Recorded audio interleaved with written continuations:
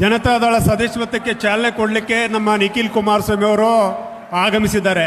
ತಾವೆಲ್ಲ ಯುವಕರು ಅದೆಲ್ಲ ಉತ್ಸಾಹದಿಂದ ಇವತ್ತು ಬೈಕ್ ರ್ಯಾಲಿ ಮಾಡುವುದರ ಮೂಲಕ ಅವರ ನನ್ನ ತುಂಬ ಹೃದಯದಿಂದ ಬರಮಾಡಿಕೊಳ್ತಕ್ಕಂಥ ಕೆಲಸ ತಾವೆಲ್ಲ ಮಾಡಿದ್ದೀರಿ. ಮೊನ್ನೆ ನಾನು ನೋಡಿದೆ ಕೋಲಾರದಲ್ಲಿ ನಮ್ಮ ಜಿಲ್ಲಾ ಅಧ್ಯಕ್ಷರು ಶಾಸಕರಾಗಿರ್ತಕ್ಕಂಥ ವೆಂಕಟ ಶಿವಾರೆಡ್ಡಿ ಅವರು ಹೇಳಿದ್ದಾರೆ, ನಿಮಗೆ ಗಂಡೆದೆಯ ಗಂಡು HD ಕುಮಾರಸ್ವಾಮಿ ಅವರು. ಈ ರಾಜ್ಯಕ್ಕೆ ಯಾರು ರೈತರ ಸಾಲ ಮನ್ನಾ ಮಾಡಿಲ್ಲ. 25,000 ಕೋಟಿ ರೈತರ ಸಾಲ ಮನ್ನಾ ಮಾಡಿದ್ದು ತಮಗೆಲ್ಲ ಗೊತ್ತಿರ್ತಕ್ಕಂಥ ವಿಚಾರ. ಇವತ್ತು ನೀವೆಲ್ಲ ನೋಡ್ತಾ ಇದ್ದೀರಿ, 2013ರಲ್ಲಿ ಸಿದ್ದರಾಮಯ್ಯ ಅವರ ನೇತೃತ್ವದ ಸರ್ಕಾರ ಸುಮಾರು 1,800ರಿಂದ 2,000 ರೈತರು ಕಾಂಗ್ರೆಸ್ ಪಕ್ಷದಲ್ಲಿ ನೇತೃತ್ವ ಸರ್ಕಾರದಲ್ಲಿ ಆತ್ಮಹತ್ಯೆ ಮಾಡಿಕೊಂಡ್ರು. ಆದರೂ ಸಹ ಸಿದ್ದರಾಮಯ್ಯ ಅವರು ರೈತರ ನೆರವಿಗೆ ಧಾವಿಸ್ತಕ್ಕಂಥ ಕೆಲಸ ಮಾಡಲಿಲ್ಲ. ಆದರೆ ಕುಮಾರಸ್ವಾಮಿ ಅವರು ಸರ್ಕಾರ ಇದ್ದಿಲ್ಲ, ಅಧಿಕಾರ ಇದ್ದಿಲ್ಲ, ರೈತರಿಗೆ ನೆರವಿಗೆ ಧಾವಿಸ್ತಕ್ಕಂಥ ಕೆಲಸ ಮಾಡಿದರು. ರೈತರಿಗೆ ಕಣ್ಣೀರು ಒರೆಸ್ತಕ್ಕಂಥ ಕೆಲಸ ಮಾಡಿ ಒಂದೊಂದು ಕುಟುಂಬಕ್ಕೆ 50,000 ಪರಿಹಾರ ಕೊಡೋದ್ರ ಮೂಲಕ ಅವರಿಗೆ ಶಕ್ತಿ ತುಂಬತಕ್ಕಂಥ, ಧೈರ್ಯ ತುಂಬತಕ್ಕಂಥ ಕೆಲಸ ಸನ್ಮಾನ್ಯ ಕುಮಾರಸ್ವಾಮಿ ಅವರು ಮಾಡಿದರು. ಅದಾದಮೇಲೆ ರೈತರ ಶಾಪ ತಟ್ಟಿ ಕಾಂಗ್ರೆಸ್ ಸಿದ್ದರಾಮಯ್ಯ ನೇತೃತ್ವದ ಕಾಂಗ್ರೆಸ್ ಸರ್ಕಾರ ಪತ್ರ ಆಯಿತು. ಸನ್ಮಾನ್ಯ HD ಕುಮಾರಸ್ವಾಮಿ 2018ಕ್ಕೆ ಮುಖ್ಯಮಂತ್ರಿ ಆದರು. ರೈತರು ಸಂಕಷ್ಟದಲ್ಲಿದ್ದಾರೆ, ಇವ್ರಿಗೇನಾದರೂ ಒಂದು ಏನಪ್ಪ ಅಂದರೆ ನೆರವಿಗೆ ಧಾವಿಸ್ತಕ್ಕಂಥ ಕೆಲಸ ಮಾಡಬೇಕಂತೇಳಿ ಒಂದು ದೃಢ ನಿರ್ಧಾರ ಮಾಡಿ, ನಾವು ಯಾರು ₹1 ಸಾಲ ಮನ್ನಾ ಮಾಡಂತ ಕೇಳಿಲ್ಲ. ಆದರೆ 25,000 ರೈತರ ಸಾಲ ಮನ್ನಾ ಮಾಡೋದ್ರ ಮೂಲಕ ರೈತರಿಗೆ ನೆರವಿಗೆ ಧಾವಿಸಿದ್ದು ತಮಗೆಲ್ಲ ಗೊತ್ತಿರ್ತಕ್ಕಂಥ ವಿಚಾರ. ಮೊನ್ನೆ ನೋಡ್ತಾ ಇದ್ದೀರಿ ನೀವು, ಈ ಸರ್ಕಾರದಲ್ಲಿ ಸುಮಾರು 187 ಕೋಟಿ, ಈಗಾಗಲೇ ಸುರೇಶ್ ಗೌಡರು ಹೇಳಿದರು, 187 ಕೋಟಿ ವಾಲ್ಮೀಕಿ ಹಗರಣ, 88 ಕೋಟಿ ರಾಯಚೂರು ಲೋಕಸಭಾ, ಬಳ್ಳಾರಿ ಲೋಕಸಭಾ, ತೆಲಂಗಾಣ ವಿಧಾನಸಭಾ ಕ್ಷೇತ್ರಕ್ಕೆ ಬಳಕೆ ಮಾಡಿದ್ದು ವಿಧಾನಸಭೆಯಲ್ಲೇ ಸನ್ಮಾನ್ಯ ಮುಖ್ಯಮಂತ್ರಿಗಳು ಒಪ್ಪಿಕೊಂಡಿದ್ದು ತಮಗೆಲ್ಲ ಗೊತ್ತಿರ್ತಕ್ಕಂಥ ವಿಚಾರ. ಆ ನಿಟ್ಟಿನಲ್ಲಿ ಇವತ್ತು ಹೆಂಗ ರೈತರಿಗೆ ಶಾಪ ಸಿದ್ದರಾಮಯ್ಯ ಸರ್ಕಾರಕ್ಕೆ ತಡಿತು, ಅದೇ ರೀತಿ ವಾಲ್ಮೀಕಿ ಜನಾಂಗಕ್ಕೆ ಮೀಸಲಿಟ್ಟಿರ್ತಕ್ಕಂಥ ಹಣ, ಆ ಜನಾಂಗ ವಾಲ್ಮೀಕಿ ನಾಯಕ ಜನಾಂಗ ಶೈಕ್ಷಣಿಕವಾಗಿ, ಆರ್ಥಿಕವಾಗಿ, ಸಾಮಾಜಿಕವಾಗಿ ಇವತ್ತು ಆ ಜನಾಂಗಕ್ಕೆ ತಲುಪತಕ್ಕಂಥ ಹಣನ ಇವತ್ತು ಏನು ಸಿದ್ದರಾಮಯ್ಯ ಅವರ ನೇತೃತ್ವದ ಸರ್ಕಾರ ದುರುಪಯೋಗ ಪಡಿಸಿಕೊಂಡಿದೆ. ಮುಂದಿನ ದಿನಗಳಲ್ಲಿ ವಾಲ್ಮೀಕಿ ನಾಯಕ ಜನಾಂಗ ವಿಧಾನಸಭಾ ಚುನಾವಣೆಯಲ್ಲಿ ತಕ್ಕ ಉತ್ತರವನ್ನು ನೀಡತಕ್ಕಂಥ ಕೆಲಸ ಮಾಡ್ತಾರೆ ಎಂಬ ಮಾತುಗಳನ್ನು ಈ ಸಂದರ್ಭದಲ್ಲಿ ಹೇಳಕ್ಕೆ ಇಷ್ಟಪಡ್ತೀನಿ. ಇವತ್ತು ನಿಮಗೆಲ್ಲ ಗೊತ್ತಿರ್ತಕ್ಕಂಥ ವಿಚಾರ. ಇವತ್ತು ನಾವು ಮೊನ್ನೆ ನಮ್ಮ ನಿಖಿಲ್ ಕುಮಾರಸ್ವಾಮಿ ಅವರು ನಮ್ಮ ರಾಯಚೂರು ಜಿಲ್ಲೆಗೆ ಮಾನ್ವಿಗೆ ಆಗಮಿಸಿದ್ರು, ಸಿಂಧನೂರಿಗೆ ಬಂದಿದ್ರು, ದೇವದುರ್ಗ ಬಂದಿದ್ರು. ಅವ್ರ ಜೊತೆಗೆ ನಮ್ಮ ಸಹೋದರಿ ರಶ್ಮಿ ರಾಮೇಗೌಡ ಅವರು ಕಾರ್ ತಗೊಂಡು ನಮ್ಮ ಕ್ಷೇತ್ರಕ್ಕೆ ಸಹ ಮಹಿಳಾ ಘಟಕದ ಅಧ್ಯಕ್ಷರಾಗಿ ಭಾಗವಹಿಸ್ತಕ್ಕಂಥ ಕೆಲಸ ಮಾಡಿದರು.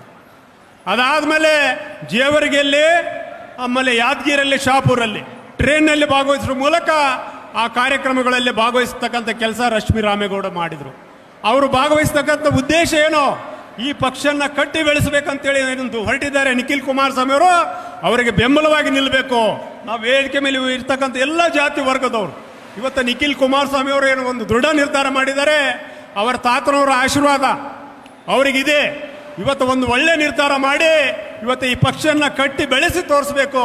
ಏನು ನಮ್ಮ ಆಂಧ್ರ ಪ್ರದೇಶದಲ್ಲಿ ಸನ್ಮಾನ್ಯ ಚಂದ್ರಬಾಬು ನಾಯ್ಡು ಅವರ ಪಕ್ಷ, ಅವರ ಮಗ ಏನು ನಾರಾ ಲೋಕೇಶ್ ಅವರಿದ್ದಾರೆ, ಯಾವ ರೀತಿ ಅವರ ತಂದೆಗೆ ಬೆಂಬಲವಾಗಿ ನಿಂತು ಆ ಪಕ್ಷವನ್ನು ಸದೃಢವಾಗಿ ಕಟ್ತಕ್ಕಂಥ ಕೆಲಸಕ್ಕೆ ಕೈ ಹಾಕಿದರೆ, ಅದೇ ರೀತಿ ನಿಖಿಲ್ ಕುಮಾರಸ್ವಾಮಿ ಅವರು ಸಹ ನಮ್ಮ ರಾಜ್ಯದಲ್ಲಿ ಜನತಾದಳ ಪಕ್ಷವನ್ನು ಕಟ್ಟಿ ಬೆಳೆಸ್ತಕ್ಕಂಥ ಕೆಲಸಕ್ಕೆ ಕೈ ಹಾಕಿದ್ದಾರೆ. ತಾವೆಲ್ಲರೂ ಬೆಂಬಲ ಕೊಡ್ತಕ್ಕಂಥ ಕೆಲಸ ತಾವು ಮುಂದಿನ ದಿನಗಳಲ್ಲಿ ಮಾಡಬೇಕಂತೇಳಿ ಈ ಸಂದರ್ಭದಲ್ಲಿ ತಮ್ಮನ್ನು ಕೈ ಮುಗಿದು ಕೇಳಿಕೊಂಡು ನಿಖಿಲ್ ಕುಮಾರಸ್ವಾಮಿ ಅವರಿಗೆ ಏನೀಗ ಕುಮಾರಸ್ವಾಮಿ ಅವರು ಏನು HD ಕುಮಾರಸ್ವಾಮಿ ಅವರಿದ್ದಾರೆ, ಅವರಿಗಿಂತಲೂ ಹೆಚ್ಚಿನ ಧೈರ್ಯ ನಿಖಿಲ್ ಕುಮಾರಸ್ವಾಮಿ ಅವರಿಗಿದೆ. ಅವರ ತಾತನವರ ಆಶೀರ್ವಾದ ಖಂಡಿತವಾಗಿ ಈಗ ಜನ ಮಾತನಾಡೋದು ನಾವು ಕೇಳ್ತಾ ಇದ್ದೀವಿ. ರಾಜ್ಯದಲ್ಲಿ ಕಾಂಗ್ರೆಸ್ ಪಕ್ಷ ಸರ್ಕಾರ ಇದ್ದರೂ ಸಹ ಕಾಂಗ್ರೆಸ್ ಪಕ್ಷದ ಬಗ್ಗೆ ಒಲವಿಲ್ಲ, ಬಿಜೆಪಿ ಪಕ್ಷದ ಒಲವಿಲ್ಲ.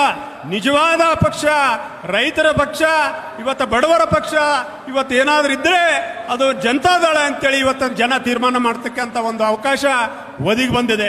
ಆ ನಿಟ್ಟಿನಲ್ಲಿ ನಿಖಿಲ್ ಕುಮಾರಸ್ವಾಮಿ ಅವರು ಯಾವ ರೀತಿ ಒಂದು ದೃಢ ನಿರ್ಧಾರ ಮಾಡಿ ಪಕ್ಷವನ್ನ ಕಟ್ಟಲಿಕ್ಕೆ ತಯಾರಾಗಿದ್ದಾರೆ. ಇಲ್ಲಿ ವೇದಿಕೆ ಮೇಲೆ ಇರ್ತಕ್ಕಂಥ ಎಲ್ಲ ಜಾತಿ ವರ್ಗದವರು ಇವತ್ತು ಎಲ್ಲ ನೀವು ನೋಡ್ತಾ ಇದ್ದೀರಿ, ಎಲ್ಲರಿಗೂ ಅವರಿಗೆ ಬೆಂಬಲವಾಗಿ ನಿಲ್ತಕ್ಕಂಥ ಕೆಲಸ ಇವತ್ತು ನಾವು ಮಾಡಿದ್ದೀವಿ. ನೀವು ಸಹ ಅಷ್ಟೇ ಮಾಲೂರಿನಲ್ಲಿ ಮುಂದಿನ ದಿನಗಳಲ್ಲಿ ನಮ್ಮ ರಾಮೇಗೌಡರು ಕಳೆದ ಸಾರಿ ವಿಧಾನಸಭಾ ಅಭ್ಯರ್ಥಿಯಾಗಿ ಸ್ಪರ್ಧೆ ಮಾಡಿದ್ರು, ಅವರು ಪರಾಭವಗೊಂಡಿದ್ದಾರೆ. ಇವತ್ತು ಮುಂದಿನ ದಿನಗಳಲ್ಲಿ ನೀವೆಲ್ಲ ಅವರ ಕೈ ಬಲಪಡಿಸ್ತಕ್ಕಂಥ ಕೆಲಸ ಮಾಡಬೇಕು.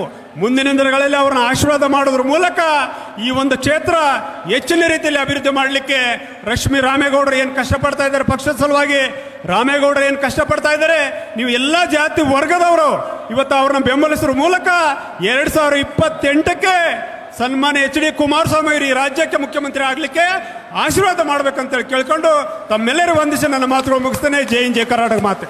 ನಾನು 86 kg ಇದ್ದವಳು 71 kg ಬಂದಿದ್ದೀನಿ. ವಯಸ್ಸಾದ್ಮೇಲೆ ಸ್ಮಾರ್ಟ್ ಆಗಿ ಕಾಣ್ತೀರ ಅಂದ್ರೆ ಜಿನ್ನಿ. 126 kg ವೇಟ್ ಇದ್ದು ನಾವು ಈಗ 114 kg ಲೆಕ್ಕ ಬಂದಿದ್ದೀವಿ. ಯಾವುದೇ ಸೈಡ್ ಎಫೆಕ್ಟ್ ಆಗಿಲ್ಲ. 84ರಿಂದ 50 kg ಬಂದೆ, ಆಮೇಲೂ ಸಣ್ಣಗೆ ಫಿಟ್ ಆಗಿದ್ದೀನಿ. ಅದಕ್ಕೆ ನಾನು ಯೂಸ್ ಮಾಡ್ತಾ ಇರೋದು ಜೀನಿ ಸ್ಲಿಮ್. 84ರಿಂದ 50 kg ಬಂದೆ, ಆಮೇಲೂ ಸಣ್ಣಗೆ ಫಿಟ್ ಆಗಿದ್ದೀನಿ. ಅದಕ್ಕೆ ನಾನು ಯೂಸ್ ಮಾಡ್ತಾ ಇರೋದು ಜೀನಿ ಸ್ಲಿಮ್. ಸಣ್ಣ ಆಗಕ್ಕೆ ಜೀನಿ ಸ್ಲಿಮ್ ಯೂಸ್ ಮಾಡದೆ ಹೆಲ್ದಿನೂ ಅದೇ. ನೀವು ಸಣ್ಣ ಆಗ್ಬೇಕಾ, ಹೆಲ್ದಿ ಆಗ್ಬೇಕಾ?